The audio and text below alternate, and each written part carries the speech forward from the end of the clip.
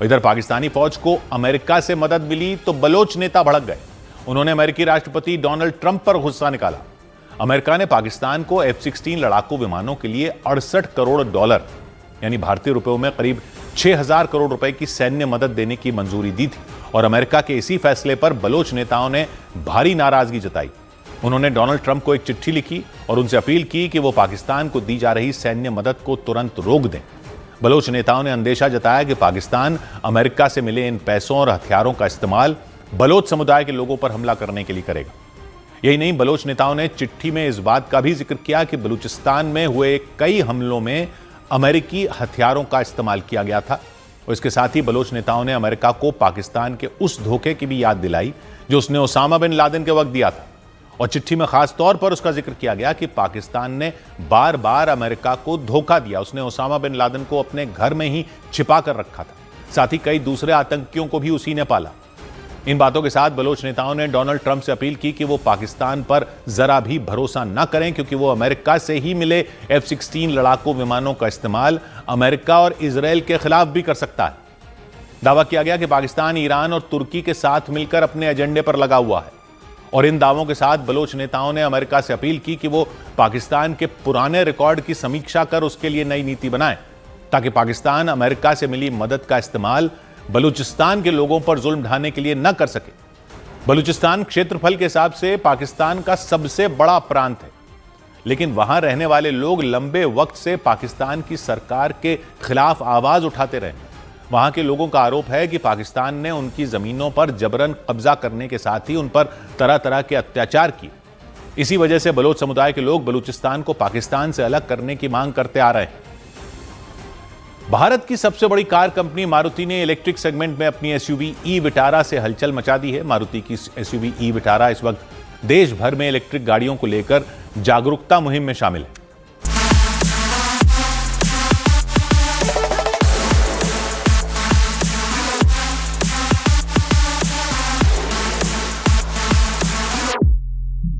जब पहले दिन हमने दिल्ली से देहरादून की यात्रा शुरू की तो बहुत एंग्जाइटी थी कि ई विटारा को लेके, ई व्हीकल को लेके हम निकले, इतने लंबे सफर पे चल पाएंगे कि नहीं चल पाएंगे। मारुति सुजुकी का नेटवर्क इतना बढ़िया है कि हर जगह हमको चार्जिंग फैसिलिटी मिलती गई।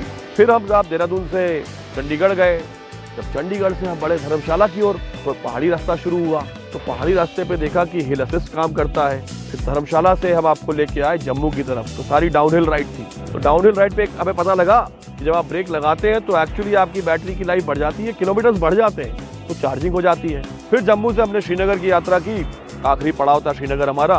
तो हमने डिस्कवर किया कि एडवांस थर्मल मैनेजमेंट सिस्टम जो है बहुत ही इंटेलिजेंट है इस गाड़ी का।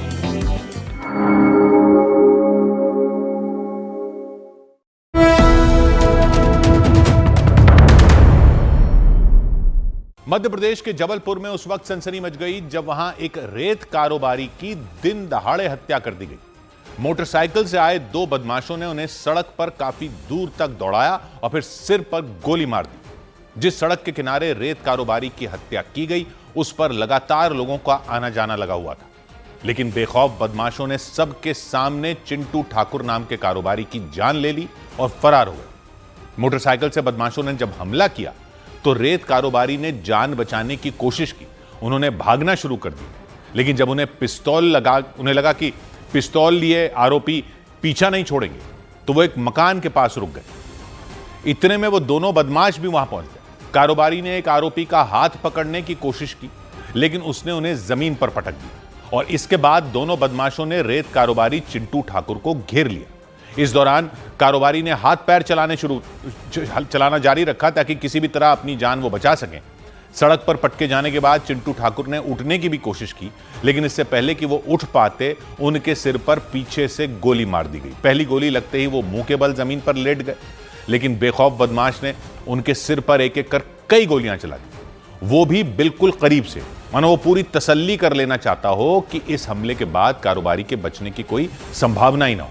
हुआ भी वही, क्योंकि सिर में कई गोलियां मारे जाने के बाद रेत कारोबारी ने वहीं दम तोड़ दिया। रोंगटे खड़े कर देने वाली यह घटना जबलपुर के सिहोरा थाना क्षेत्र में मौजूद खितौला गांव की रही और वहां जिस कारोबारी की हत्या की गई उनके परिजनों और जानने वालों ने बवाल कर दिया। उन्होंने शव को सड़क पर रखकर प्रदर्शन किया और चक्का जाम कर दिया। उस सड़क पर लोगों की भीड़ जमा हो गई और इसकी वजह से गाड़ियों का आना जाना मुश्किल हो गया। रेत कारोबारी चिंटू ठाकुर की हत्या किए जाने के बाद उनके परिजनों ने इंसाफ की गुहार लगाई। कारोबारी के भाई राहुल ने आरोप लगाया कि अस्सू विश्वकर्मा नाम के व्यक्ति के इशारे पर उनके भाई की जान ली गई। पुरानी रंजिश चलती थी अस्सू विश्वकर्मा और इनकी, जब इन दोनों ने अस्सू ने इनको 2-3 बार धमकी भी दी है मारने की। राहुल ने बताया कि कई साल पहले उनके भाई चिंटू और अस्सू विश्वकर्मा एक साथ रेत का कारोबार करते थे, लेकिन बाद में किसी बात को लेकर उनके बीच झगड़ा हो गया था। बताया गया कि इसके बाद अस्सू विश्वकर्मा ने चिंटू ठाकुर को गोली मार दी थी, लेकिन तब उनकी जान बच गई थी। लेकिन इस बार बदमाशों ने दिन दहाड़े उनकी हत्या कर दी। कुछ साल पहले अस्सू और भैया की बहस हुई थी, जिसके कारण अस्सू ने भैया को गोली मार दी थी और उसके बाद जब वो जेल से छूटा है तो उसके बाद उसने फिर दोबारा मारने की धमकी दी थी।